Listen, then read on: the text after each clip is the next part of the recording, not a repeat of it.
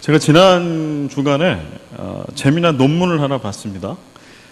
설교에 대한 논문이었었는데요. 그 논문의 이제 제목에 이런 단어가 들어 있었어요. 인식의 자동화와 습관화. 설교자가 설교를 하고 또 회중이 설교를 들을 때 인식의 자동화와 습관화를 어떻게 극복해 갈 건가에 대한 그런 논문이었습니다. 그 인식의 자동화와 습관화는 뭐냐 하면은요, 이게 뭐 항상 그 학문적인 거는 용어가 어렵잖아요. 근데 내용은 별거 아니에요. 인식의 자동화 습관화는 뭐냐면, 뭐 이게 내가 들은 것을, 그 전에 들었던 것을 또 들으면 이게 익숙해진다라고 하는 거예요. 이게 인식의 자동화 습관화. 들었던, 예를 들어서 성령의 9가지 열매. 뭐 사희와 오자양 총원절 9가지. 알아. 이거죠. 이게 이제 인식의 자동화 습관화. 오병이요. 그러면, 오병이요. 물고기 2마리, 보리떡 5개, 12강조리. 끝. 이제 다 안다고 생각하는 거죠. 그래서 그 다음에 들려지는 어떠한 말씀과 내용이 그냥 익숙한 거를 떠나서 이제 잘 들리지 않는 거죠. 설교자도 마찬가지입니다. 설교자도 설교할 때에 회중에 익숙해지고 강단이 익숙해지면, 그래서 긴장함이나 두려움이나 이런 것들이 없으면 설교자로 온전히 설교 말씀을 전하기가 어려워집니다. 회중도 마찬가지요. 우리가 이제 갈라디아서 말씀을 쭉 하다가 한 4주, 5주 좀 쉬었다가, 쉰 게 아니라 우리 부교육자들께서 설교하시고 제가 다시 들어와서 이 말씀을 좀 이어가려고 이 설명을 드립니다. 지금 갈라디아서도 이제 바울이 계속해서 얘기하고 있는 것은 무엇인가 하니, 처음에 사도 바울이 갈라디아 지방 그 지역에 교회를, 복음을 전하고 교회를 세울 때 참 어려움이 많이 있었습니다. 돌에 맞아서 죽었다 여겨져가지고 밖에 버려버리고 나중에 기적같이 살아났죠. 그런 역경을 겪었던 곳이 갈라디아 지방의 선교였습니다. 그렇게 교회 복음이 전파되고 교회가 세워졌죠. 처음에 교회가 세워질 때는 성령 충만했습니다. 그래서 성령의 9가지 열매, 아주 풍성한 열매들이 나왔고, 그리고 부활의 능력을 덧입고 성령의 역사가 늘 동행하고 함께하는 그런 막 살아 숨쉬고 역동적으로 움직이고 성장하는 그러한 교회가 갈라디아 교회였어요. 그런데 갈라디아서를 바울이 이미 전할 때는 그 교회가 그런 은혜와 복음의 역동성을 다 잃어버린 거예요. 어떤 교수님 쓴 대로 인식의 자동화와 습관화가 돼버렸어요. 복음이 더 이상 복음이 되지 않고, 그런 거. 그래서 율법이 오히려 그들을 지배하고, 성령의 살아 역사하던 그런 은혜와 역사는 다 죽어버리고, 문의는 있으나 사실은 그 안에 생명은 전혀 없는 그러한 교회, 갈라디아 교회. 그래서 그 안에서 서로 나뉘고 쪼개지고, 내가 잘났다, 네가 잘났다 라고 다툼이 있었던, 그래서 교회가 와해되기 일보 직전에 있었던 그러한 때에 바울이 이제 갈라디아 교인들을 향해서 쓰고 있는 편지입니다. 그리고 그가 계속해서 얘기하고 있는 것은, 이게 전통적으로 갈라디아서를 얘기할 때 우리가 아는 단어는 율법과 은혜예요. 그래서 아주 신학적인 것으로 접근을 해요. 그러나 갈라디아서의 말씀을 그렇게 신학적인 접근을 안 하고 그냥 이렇게 스토리로 들어가면은요, 바울은 계속해서 얘기해요. 너희들 옛날에 어땠는지 알아? 이랬어. 지금 어땠는지 알아? 너희들 모습이 이래. 너희들 뭘 택할래? 율법과 은혜 아래 너희들 무엇을 선택해서 너희들이 신앙생활을 하며 구원받은 자의 성도의 그 풍요로운 삶을 누릴 거냐? 이 이야기를 계속하고 있는 거죠. 여러분 기억나시는지 모르겠지만, 오늘 본문 말씀 앞에 있는 갈라디아서 5장 본문 말씀 앞에는 육체의 일에 대한 이야기들을 쓰고 있어요. 육체의 일. 육체를 따르게 되면 어떠한 일들이 생겨나는가. 그래서 15가지의 목록을 이야기하죠. 음행, 더러운 것, 호색, 우상숭배, 주술, 술취함, 방탕, 원수 맺는 것, 분쟁, 시기, 분냄, 당짓는 것, 분열함, 이단, 투기. 이게 지금 갈라디아 교회에 드러나는 현상이에요. 자막 좀 보여주실래요? 그런데 오늘 이 본문 말씀에 성령의 9가지 열매를 이야기하잖아요. 근데 성령의 9가지 열매는 뭐죠? 사랑과 희락과 화평, 오래 참음, 자비와 양선, 충성, 온유, 절제. 이게 9가지 열매죠. 이제 표로 좀 만들었는데요. 좀 보시기에 여러분 어떨지 모르겠는데, 그래서 오늘 본문 말씀 앞에가 육체의 일이에요. 너희들 육체의 일을 지금 현재 너희들이 그런 상태에 있는데 너희들은 육체를 따라가는 그런 삶을 계속 살래? 아니면 성령을 따라 행하는, 그래서 성령의 열매를 맺는 삶을 살 거냐? 선택해라. 어떤 삶을 살 거냐? 이렇게 도전을 하고 있는 것이죠. 근데 사실은 모든 그리스도인들은 어떤 사람들이에요? 모든 그리스도인들은 육체의 일을 따라가는 사람이 아니라 존재 자체가 예수를 믿으면서부터 성령의 사람이죠. 예수를 그리스도라 시인하는 그때부터 우리 안에 성령님이 계세요. 그래서 그때부터 우리는 성령을 따라 성령님이 말씀하시고 행하시는 그대로 그 뒤에 줄 서서 따라가면서 이렇게 행하는 것처럼 이게 성령을 따라 사는 삶을 이야기하는데 그게 모든 그리스도인의 삶이에요. 그런데 하나님께서는 우리들에게 선택을 할 수 있는 의지를 우리에게 주셨죠. 결국 믿음이죠, 그게. 믿음은 시선이고 믿음은 선택입니다. 우리가 누구를 선택할 건가? 우리가 어디를 볼 건가? 갈라디아 교회는 시작할 때는 아주 성령을 따라 성령 충만한 그런 시작을 했어요. 그러나 그들이 지금 놓여 있는 자리는 육체를 따라 말도 안 되는 그런 15가지의 육체의 일들을 삶 속에 만들어내면서 서로가 서로를 살리는 것이 아니라 교회 공동체 안에 서로가 서로를 죽이고 복음이 가려지고 하나님의 영광이 가려지는 그러한 가운데 지금 있는 것이죠. 오늘 우리는 이 예배의 자리에 동일하게 주님께서 우리에게 물어보시는 거예요. 너희들은 무엇을 따라 살 거냐? 여러분 무엇을 따라 사시겠습니까? 오늘 예배, 한 시간의 예배를 통해서 여러분과 제 가운데도 믿음의 결단이 있기를 간절히 소망합니다. 지난 말씀 중에 16절과 17절, 5장 16절과 17절 말씀을 좀 같이 볼까요? 내가 이르노니 너희는 성령을 따라 행하라. 그리하면 육체의 욕심을 이루지 아니하리라. 육체의 소욕은 성령을 거스르고 성령은 육체를 거스르나니 이 둘이 서로 대적하므로 너희가 원하는 것을 하지 못하게 하려 함이니라. 우리가 성령을 따라 살지 않을 때는 우리 안에 그렇게 막 내적 갈등이 없어요. 싸움이 일어나지 않아요. 그런데 성령을 따라 살기로 작정을 하게 되면 오늘 본문 말씀을 보면 17절 말씀을 보면은 육체의 소욕은 성령을 거스르고 성령은 육체를 거스르나니 이 둘이 서로 대적하므로, 우리가 성령을 따라 살기로 작정하는 순간부터 우리 안에는 전쟁이 일어나요. 심한 내적 갈등과 치열한 전쟁이 일어납니다.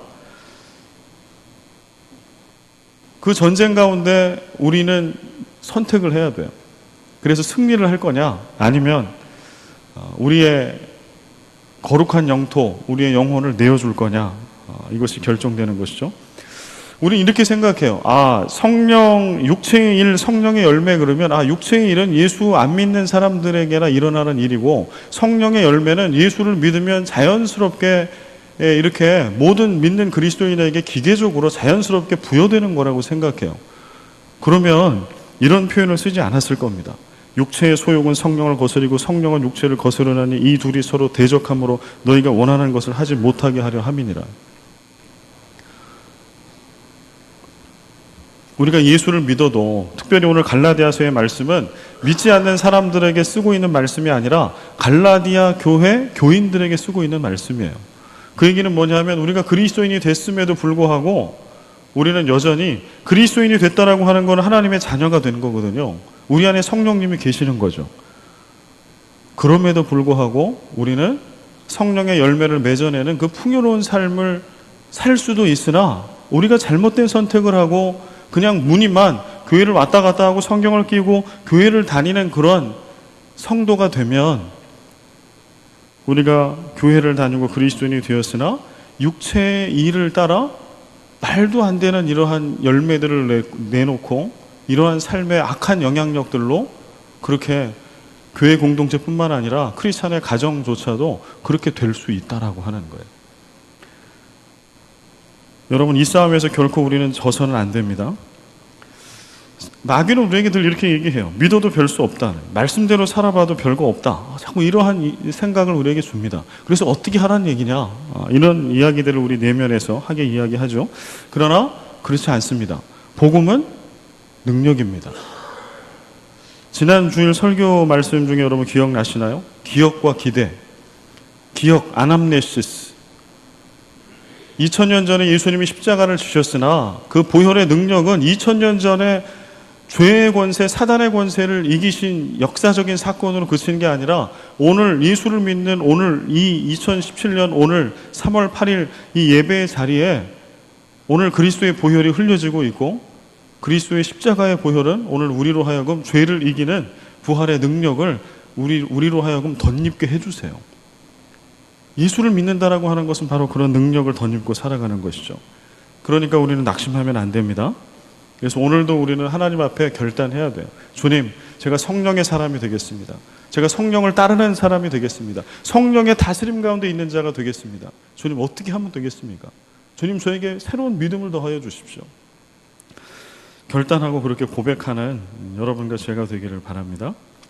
성령을 따를 때 갈라디아서는요, 율법과 은혜를 얘기하는데요, 갈라디아서를 피상적으로 공부를 하거나 알면 성령에 대한 이야기를 빼놓기가 되게 쉬워요. 갈라디아서 얘기를 할 때 율법과 은혜만 얘기하고 그칠 수 있어요.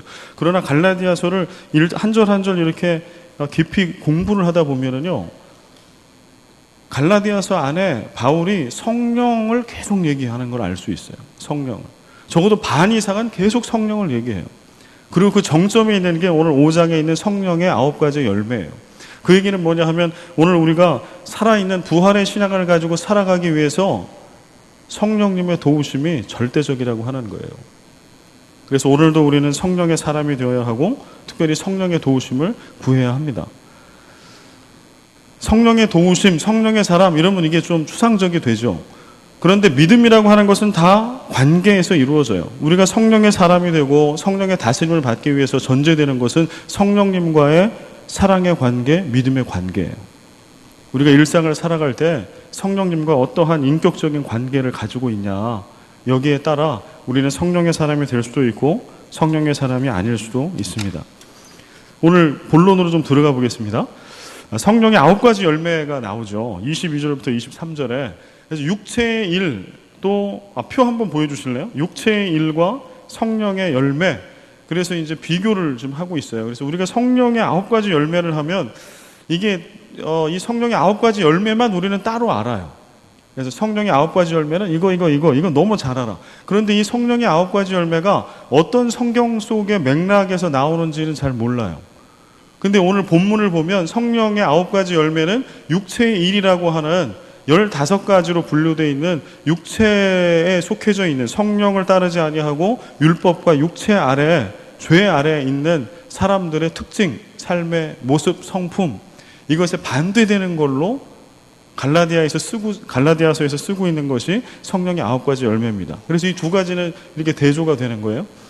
그런데 육체의 일을 보면은요, 한글 성경에는 이게 단수로 되어 있어요. 육체의 일도 단수, 성령의 열매도 일의 일들 이렇게 안 써져 있잖아요. 한글 성경에. 성령의 열매도 열매들 아니고 열매로 되어 있습니다. 그런데 이게 원어로 들어가 보면, 여기 영어는 그냥 제가 원어에 있는 것들을 제대로 표현해 놓은 거기 때문에 여기 써드렸는데요. 실제로 원어로 들어가 보면 육체의 일은 저렇게 복수로 되어 있어요. works로 되어 있어요. 육체의 일들이에요.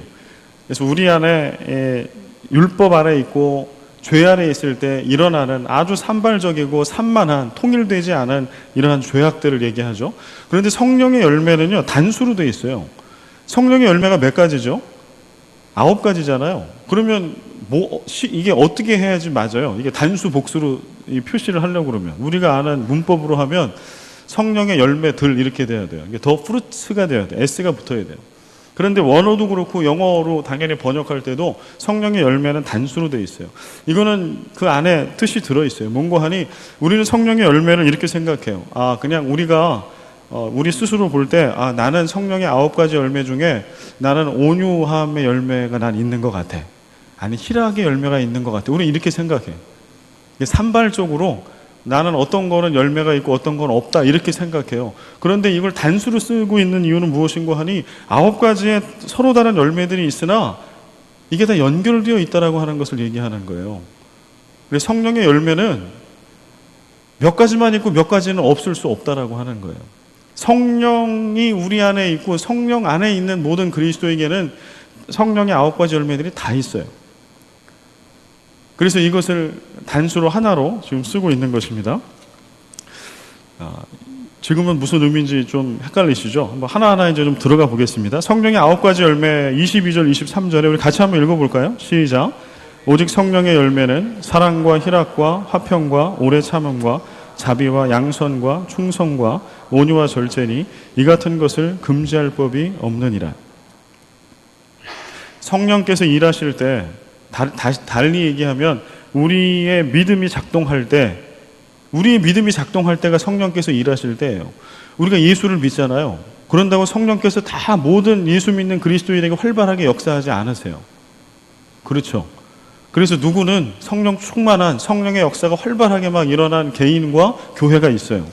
갈라디아 교회가 처음 그랬던 것처럼. 그러나 지금은 성령의 역사가 다 죽었어요. 그렇다고 이들이 그리스도인이 아니면 교회가 아닌가요? 맞아요. 근데 왜 그러면은 부흥할 때가 있고 교회가 이렇게 딱 이렇게 디프레스 되고 침체될 때가 있을까요? 믿음이에요, 믿음. 성령께서 역사하시는 순간은 우리가 믿음으로 화답할 때 성령은 역사하세요. 그래서 성령께서 일하실 때에 성령의 열매가 맺히기 시작해요. 자라기 시작해요. 이거 달리 얘기하면 우리 가운데 믿음이 작동하지 않으면 성령의 역사, 열매가 맺혀지고 막 자라가는 역사가 일어나지 않는다라고 하는 것이죠. 성령은 우리의 믿음이 작동할 때, 일하실 때, 성령께서 일하실 때 성령의 열매가 자라기 시작을 합니다. 우리가 여기 성령의 열매라고 하는 단어를 써요. 열매의 특징을 우리가 좀 살펴볼 필요가 있습니다. 3가지 좀 살펴볼 텐데요. 첫 번째, 열매는 어떤가요? 예를 들어서 수박이나 망고.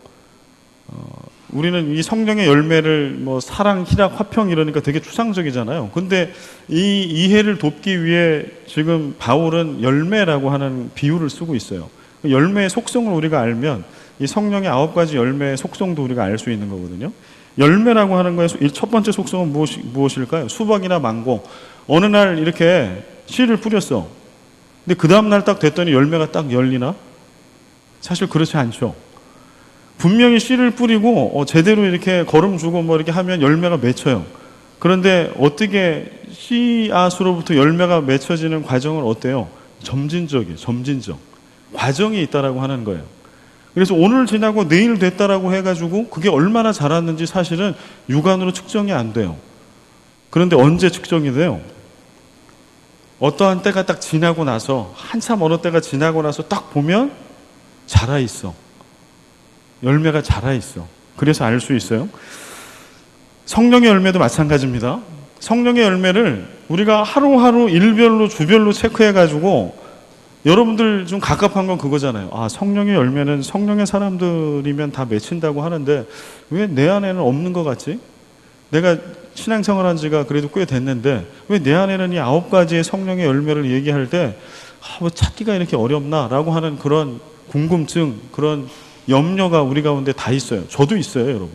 여러분 가운데 그런 염려 있지 않아요? 나는 9가지가 다 있네, 진짜.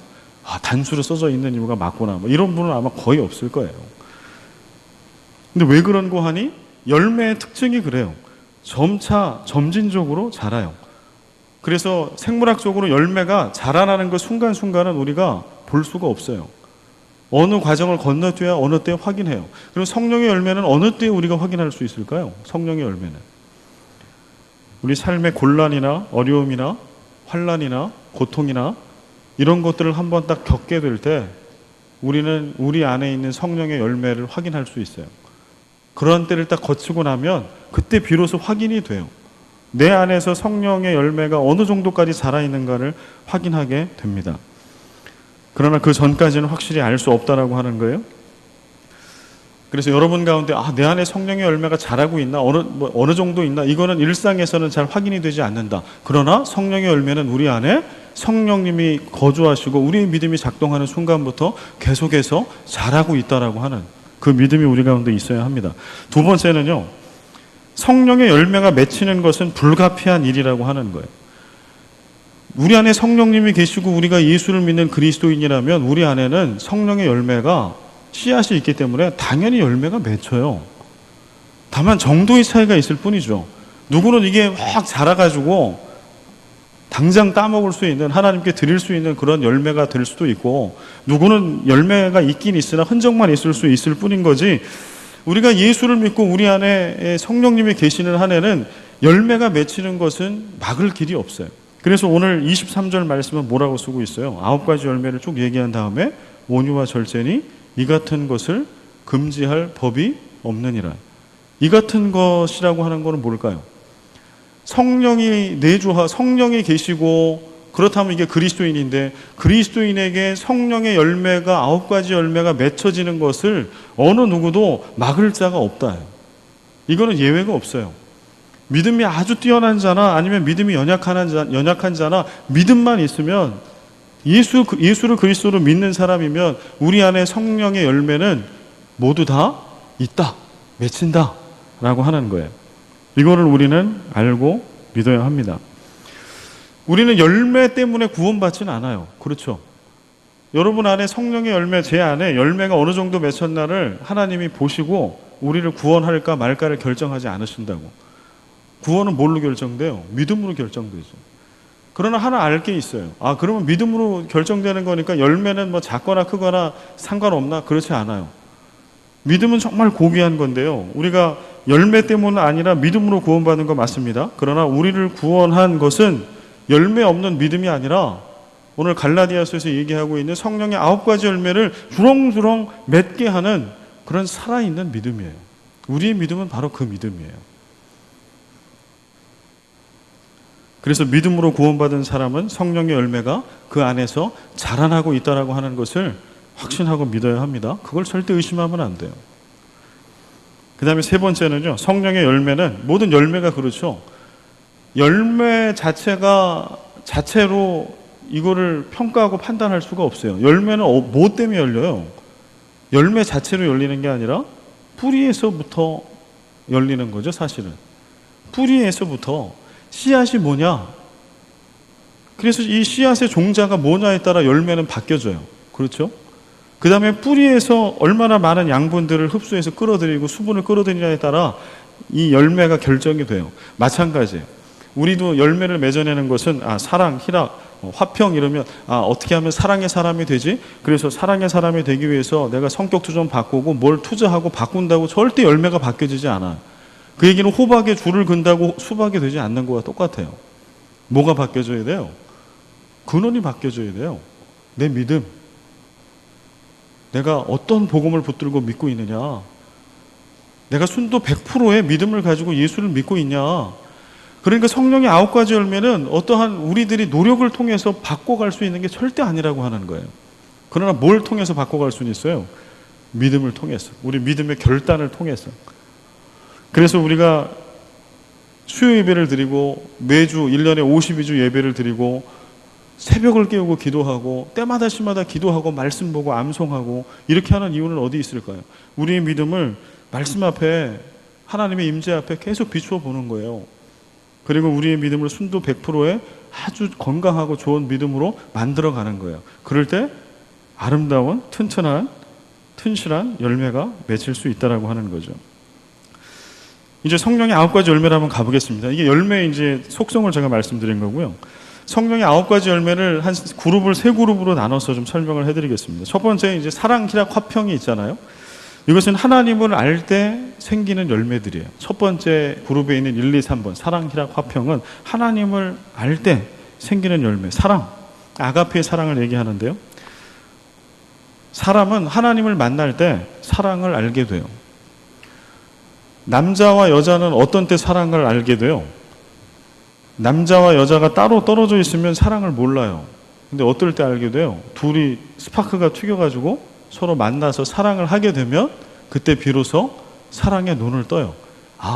이 가슴이 두근두근거리고 앞이 희미해지고 이게 사랑이구나, 이게 그때 배운단 말이에요. 그런 거를. 마찬가지로 우리가 신앙 가운데서도요, 하나님을 알아갈 때, 하나님을 만날 때 우리는 사랑, 아가페의 사랑이 뭔지를 그때 눈뜨게 됩니다. 조건에 근거하지 않고, 자기 애에 근거하지 않고, 사람의 공로에 근거하지 않는 하나님 자신의 성품과 은혜를 통한 사랑하는 하나님의 사랑이죠. 그 참 사랑만이 우리를 하나님께로 인도합니다. 이 사랑을 위해서 십자가에서 자신을 희생하시고 하나밖에 없는 아들을 우리에게 보내주셨죠. 우리는 그 하나님을 만나고 아는 것을 통해 진짜 사랑이 뭔지를 우리는 그때 비로소 깨닫게 돼요. 근데 세상을 바라보면 어때요? 하나님이 없는, 하나님을 모르는, 십자가가 없는 세상을 바라보면 참 사랑에 굶주려 있어요. 여전히 자기를 희생하는 그걸 아가페의 사랑이라고 할 때 자기를 희생하고 조건을 달지 않는 그 사랑이 무엇인지를 세상은 알 수가 없어요. 왜냐하면은 사랑이신 하나님을 만난 적이 없기 때문에 그래요. 사랑을 안 해보고 못 해본 사람이 사랑이 뭔지를 모르기 때문에 사랑을 못할 수밖에 없는 것처럼 그렇다라고 하는 거예요. 그래서 우리가 하나님을 알고 십자가에 우리를 위해서 죽기까지 사랑하신 그 아가페의 사랑을 우리에게 경험시켜 주시고 깨닫게 해주신 그 하나님을 만나게 될 때 우리는 비로소 사랑을 알죠. 사랑의 눈을 뜨죠. 사랑의 열매가 맺혀지게 되죠. 그래서 성령 안에 있을 때 믿는 자들이 맺는 이 사랑과 세상의 사랑은 달라요.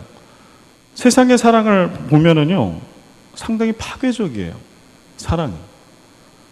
부모 자식 간의 사랑도 마찬가지입니다. 내 자식만, 내 새끼만 위하는 그 사랑은 파괴적인 사랑이에요. 내 새끼는 잘 될 수 있을지 몰라도 그게 다른 집의 아이들을 피폐하게 만들거든요. 남녀 간의 사랑도 마찬가지예요. 그래서 하나님의 십자가의 그 사랑이 아닌 다른 사랑들은 사랑이지만 파괴적일 수 있어요. 그게 지금 이 세상의 사랑이에요. 아주 자기중심적이고 이기적이고. 그러나 오늘 하나님을 우리가 알아갈 때 맺히게 되는 성령의 열매로서의 그 사랑은 전혀 다르다. 그래서 여러분 안에 이 열매가 있으신가요? 그리스도인은 이 열매를 하나님이 주신 거예요. 이 사랑의 열매를. 그리스도의 사랑의 열매. 두 번째는 희락입니다. 희락. 헬라어로 카라라고 하는데요. 요즘에는 그 걸그룹 해체됐나요? 카라라고 하는 걸그룹이 있어요. 그 걸그룹의 카라가 헬라어입니다. 카라. 희락, 기쁨, 즐거움, 이런 뜻이죠. 하나님의 사랑을 알면 희락이 있어요. 기쁨이 생겨요. 하나님의 사랑을 알게 될 때, 나 같은 자도 하나님이 사랑해 주시는가? 나처럼 사랑받기에 합당하지 못하다고 생각되는 나도 하나님이 사랑해 주셔? 그럴 때 우리 안에 뭐가 생겨요? 기쁨이 생기죠. 희락이 생기죠. 그게 희락이죠. 세상이 말하는 기쁨은 남의 불행에 무관심해요. 자기만 좋으면 그만이에요. 쾌락, 나만 좋고 감각적으로 기쁘면 되는 거예요. 그러나 성경에서 얘기하는 성령의 9가지 열매로서의 희락은 사랑과 연결되어 있어요. 하나님을 우리가 알고 그 십자가의 사랑을 우리가 만날 때 우리 안에 흘러나오는 그러한 기쁨. 하나님이 나도 사랑하시는구나. 이렇게 고백되어질 때 나오는 것이 바로 희락이고 기쁨입니다. 다음에 세 번째는요. 하나님을 만나고 알면서 생겨나는 열매 세 번째는 화평이죠. 화평. 화평은 평화입니다. 이렇게 하나님의 사랑을 알면 우리에게 뭐가 생길까요? 화평이 생겨요. 이거 좀 알 수 있는 거는 세상은 온통 전쟁터 같아요. 지금 우리 조국 대한민국의 상황을 봐도 그런 것 같고요. 정의를 이야기해요. 양쪽 진영에서 다 정의를 얘기하고 옳은 게 뭔지를 얘기해요. 그러나 다 나라를 염려하는 것 같은데 사실은 실상을 놓고 보면 전쟁터예요. 서로가 서로를 죽이는 거예요. 하나는 정말 옳은 편이 될 거고 하나는 정말 역적이 될 겁니다. 이게 세상의 모습이에요. 그런데 오늘 성령의 열매로 주어지는 화평은 그렇지 않아요. 하나님께서 나를 얼마나 어떻게 사랑하시는지를 아는 자는 전쟁터와 같은 세상 속에서도 평화를 누려요. 세상에 주지 못하는 그 평화를. 평화는 부족함이 주님께서 우리의 부족함을 채워주시기 때문에 부족함이 전혀 없는 완전하고 완벽한 상태, 이거를 평화라고 하거든요.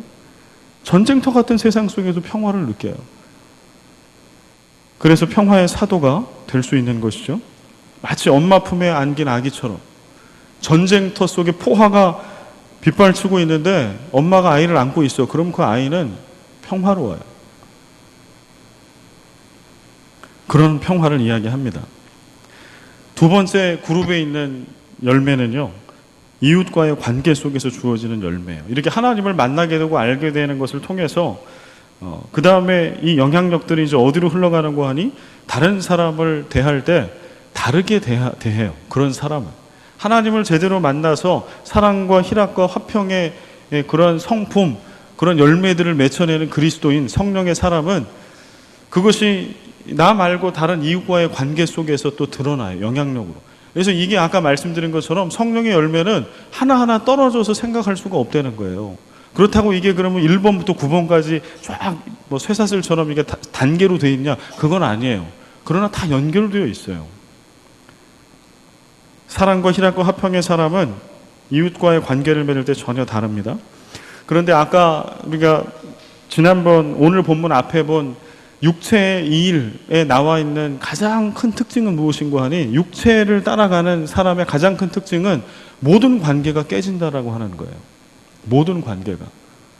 하나님과의 관계뿐만 아니라 가족과의 관계, 이웃들과의 관계, 모든 관계가 다 깨져요. 육체 아래 죄 가운데 있는 그렇게 해서 나오는 성품들은 그 특징이 그래요. 그런데 성령의 사람, 그래서 성령의 열매를 맺는 사람들 그 성품의 특징은요, 그렇지가 않아요. 네 번째, 오래 참음이죠. 오래 참음. 이웃과의 관계가 어떻게 달라질까요? 오래 참죠. 해코지하고 나쁜 짓을 하고 끝없이 분노를 쏟아 보복하려고 하는 사람들의 잘못을 묵묵히 견디어 참아냅니다. 이 성령의 열매를 맺고 살아가는 사람의 삶의 자리의 모습은 그래요. 사람을 절대로 포기하지 않아요. 내 잣대와 기준을 가지고 사람을 재단하지 않아요. 왜냐하면 하나님의 때와 하나님의 방법이 따로 있는 줄 알기 때문에 그래요. 그래서 그 사람이 나를 힘들게 하고 아프게 하고 해코지를 해도 기다려요. 참아요. 그가 크리스찬이라고 하면 예수 그리스도의 그 성품을 닮아가기를 기다려줘요. 그를 축복해요. 그의 단점을 채워줘요. 그가 세상이라고 하면 그걸 그대로 그냥 받아치지 않아요. 그를 위해서 중보해요. 안타까워하면서. 이게 오래 참음. 그 다음에 또 이웃과의 관계 속에 나타나는 두 번째는 자비. 자비는 무엇인가 하뇨? 세상 사람들, 우리도 마찬가지입니다. 우리 안에도. 우리가 바라볼 때 참 훌륭해 보이는 분들이에요. 어지간히 훌륭해 보이는 그런 분들이 계세요. 우리 안에 세상에 보면. 근데 우리가 볼 때 어지간히 참 훌륭해 보이는 분들임에도 불구하고 모든 인간은요, 약점과 허물이 있어요. 그분의 연약함과 허물이 다 있어요. 이 땅에 존재하는 가장 뛰어나고 완벽해 보이는 어떤 분도, 이 세상에 가장 존경받는 어떤 분도 약점이 있고요, 허물이 있어요. 단점과 한계가 있습니다. 그런 약함과 한계와 허물을 따뜻한 눈을 가지고 바라보는 거, 이게 자비예요. 그 약점과 허물을 뒤집어 내서 너는 이래 라고 다 까발리고 그렇게 해서 고쳐주려고 하는 게 아니라 그런 약점과 한계를 다른 사람은 그냥 보면 이런 인격자가 이런 약점과 한계를 그럴 때 그걸 받아주는 거예요. 그의 모습 그 자체로, 부족함 자체로. 이게 자비입니다. 그런데 오늘날 정치판을 보고 언론을 보면 자르고 베고 미워하고 판단하는 이야기들을 얼마나 쉽게 하는지요. 옳고 그르고 다르다는 이유 때문에 우리는 쉽게 자르고 베어버립니다. 심지어는 교회 공동체 안에 우리도 회의를 할 때나 어떤 일을 할 때 의견이 다른 것뿐이에요. 근데 가만히 그의 얘기를 들어보고 누구의 얘기를 듣고 내 얘기를 들어보면 다 하나예요. 방향은. 가고자 하는 건 뭘까요? 교회가 잘 되기를 바라는 거죠. 그런데 경험이 다르고 신앙이 다르고 방법이 달라. 그래서 다른 얘기를 해요. 근데 우리는 그럴 때 잘라버려요. 우리는 베어버려요. 우리 교회 얘기가 아니라 교회 공동체 안에 이런 일이 어디서나 많이 있다는 얘기입니다. 그러나 성령을 따라 사는 성도들은 다릅니다. 다름 그 자체로 받아줘요. 허물과 부족함을 받아줘요. 왜요?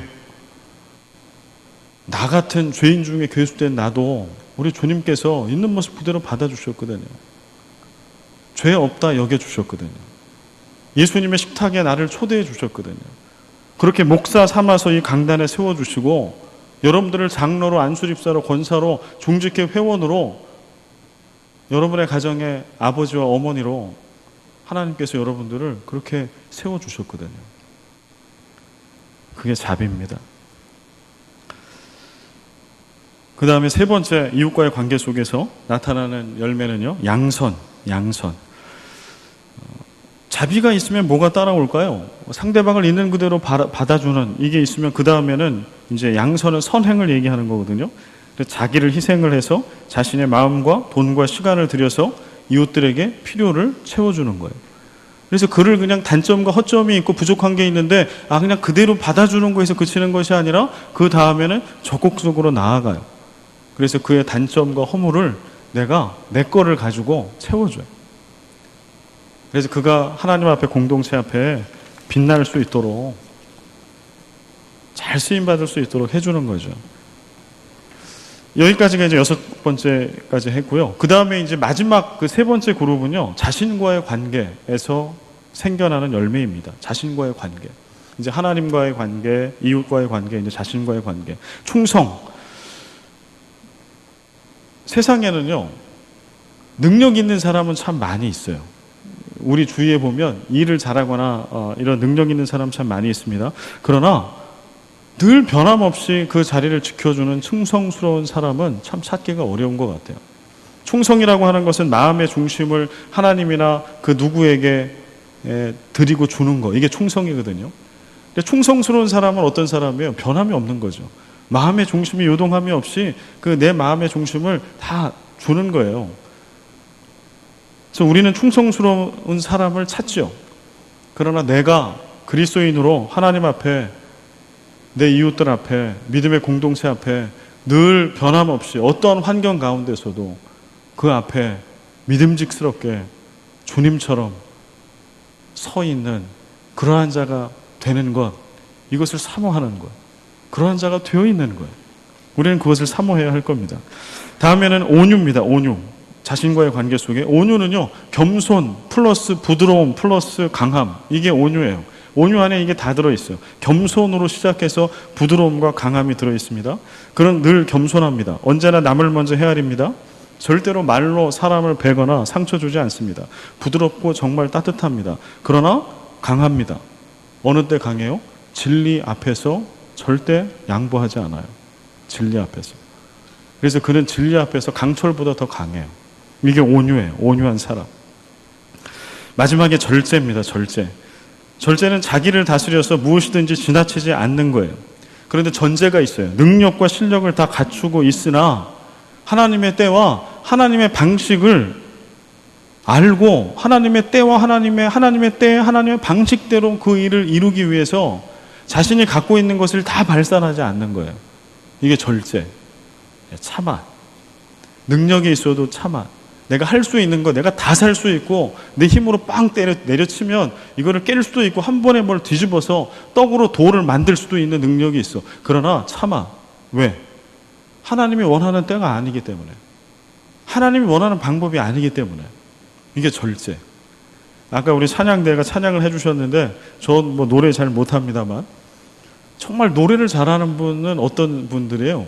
절제를 잘하는 분들이라고. 이게 나는 다 고음을 낼 수 있고 뭐 다 할 수 있지만 팍 그냥 막 내는 게 아니라 그때 딱 한번 눌러줘가지고 딱 이렇게 절제된, 특히 합창을 할 때는 그렇게 하모니를 딱 만들어주는 거 맞습니까? 우리 주의자 선생님? 근데 우리가 그리스도인으로 절제라고 하는 열매는 바로 그런 거예요. 다 내뱉는 게 아니고 하나님의 때와 하나님의 방법을 기다리면서 다 갖고 있으나 그거를 눌러주는 거, 삼아주는 거. 할 말을 다 할 수 있으나 나에게 그런 힘도 있고 능력도 있고 다 나에게 주어져 있으나 하는 절제. 말씀을 맺으려고 합니다. 마지막 24, 25절 말씀을 같이 한번 읽어볼까요? 24, 25절 시작. 그리스도 예수의 사람들은 육체와 함께 그 정욕과 탐심을 십자가에 못 박았느니라. 만일 우리가 성령으로 살면 또한 성령으로 행할지니. 서두에도 말씀드렸지만 24, 25절 말씀을 우리가 봐야 합니다. 성령의 열매는 우리가 예수를 믿는다고 이렇게 신앙생활을 할 때 성경을 끼고 예배당을 다니고 나는 그리스도인이다 라고 하는 정체성을 갖는 것만으로 성령의 열매는 그렇게 무럭무럭 누구에게나 다 자라서 기계적으로 주어지는 게 아니에요. 성령의 열매는, 그래서 오늘 여러분 주보에 보면 뭐라고 풀어 써놨냐 하면 성품으로 써놨어요. 성품. 많은 성경학자들이 열매를 성품으로 풀었습니다. 아까 육체의 일이라고 되어 있는 15가지 있죠. 여러분 그것도 보세요. 성품이에요. 누군가를 막 증오하고 미워하는 거, 막 편나누는 거, 그건 뭐예요? 이벤트가 아니에요. 그런 사람은 계속 그렇게 해요.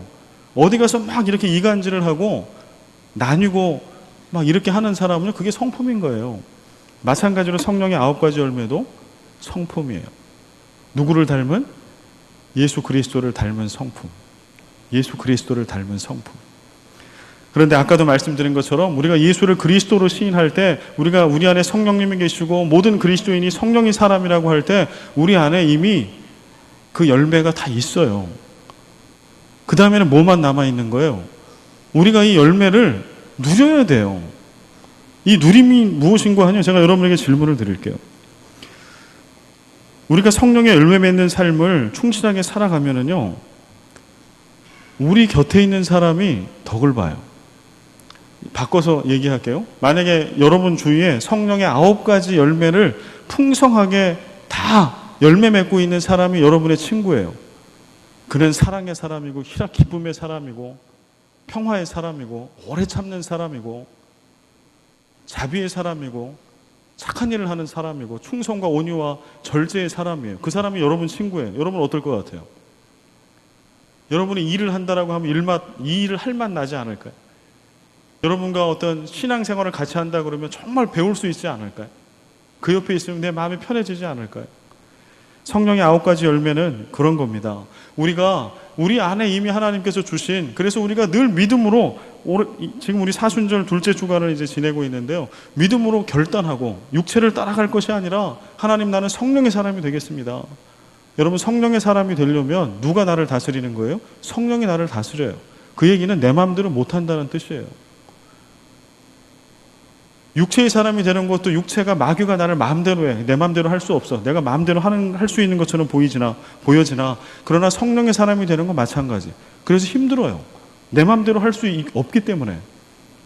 그래서 우리는 성령의 사람, 성령의 다스림 가운데 오래 머물러 있지 않으려고 해요. 그래서 우리는 그런 풍성한 열매를 잘 맺지 못할 때가 많아요. 정말 우리가 성령의 사람이고 성령의 열매를 맺어내는 그러한 그리스도인이라고 한다면 그 증거는 어디 나타나는고 하니, 우리 곁에 있는 내 아내와 내 남편과 우리 아이들과 믿음의 공동체 안에 다른 지체들이 행복해져요. 그들이 기쁘게 살 수 있어요. 정말 살맛 나는 그런 행동, 살맛 나는 말, 내 이웃이 그런 삶을 살 수 있습니다. 여러분, 이것을 사모하시기 바랍니다. 그리고 이 사순절 기간에 계속해서 결단하십시오. 주님, 내 안에 성령의 열매를 이미 주신 것을 감사합니다. 주님, 제가 때때로 내 마음대로 할 수 없는 상황이 있을지라도 내가 성령의 다스림을 선택하게 도와주시옵소서. 성령님, 오늘도 나를 주장하여 주시옵소서. 성령의 9가지의 열매를 많이 풍성하게 맺어내게 도와주셔서 내 주위에 있는 내 아내부터, 내 남편부터, 우리 자녀들부터 나 때문에, 나와 함께 있을 때 그들이 예수 믿는 기쁨 있게 하시고, 주님이 어떤 분인지, 하나님의 나라가 어떻게 얼마나 풍요로운 나라인지 나를 통해서, 내 성령의 성품을 통해서 알게 해 주십시오.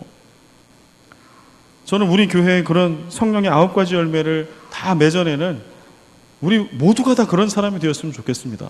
맺어내되 정말 탐스러운 열매 있잖아요. 우리가 과일을 사 먹어보면 똑같은 과일이라도 막 탐스러운, 먹기도 그렇고 보기도 그렇고 그런 열매들. 그럼 우리가 예수 믿기가 얼마나 행복할까요? 우리가 함께 모이는 것이 얼마나 즐거울까요? 그런 믿음의 공동체, 우리 마닐라 새생명교회 여러분과 제가 함께 만들어가고 지어갈 수 있기를 간절히 소망합니다. 여러분, 그러나 좌절하지 마세요. 아까 말씀드린 것처럼 열매예요. 하루아침에 여러분 이 말씀을 듣고 오늘 은혜 받았다고 내일 막 확 이런 열매가 막 생길 거라고 기대하면 그거는 약간 사기꾼 기질이 있는 거예요. 그럴 수가 없잖아요. 기다려야 돼요. 여러분에게 고난이 오고 고통이 올 때 당황해하지 마세요. 그때 확인할 수 있어요. 내 열매가 얼마나 살아있는지를 볼 수 있어요. 그런 풍성한 열매 맺는, 성령의 열매 맺는 여러분과 제가 되기를 간절히 소망합니다. 아버지 하나님, 오늘도 3일 저녁에 우리를 주의 전에 불러주시고 성령의 9가지의 아름다운 열매와 성품에 대해서 듣게 하시고 상고하게 하시니 감사합니다. 하나님, 우리 모두가 마닐라 새생명교회 모든 믿음의 사람들이 성령의 열매 풍성하게 맺는 자들이 되게 하여 주셔서 주위에 있는 많은 이들에게 그리스도인의 그 풍성한 삶의 선한 영향력들을 끼치게 하시고 우리도 예수 믿음의 부활의 능력을 덧입어 예수 믿는 그러한 우리 모두가 되게 하여 주옵소서. 예수님의 이름으로 기도하옵나이다.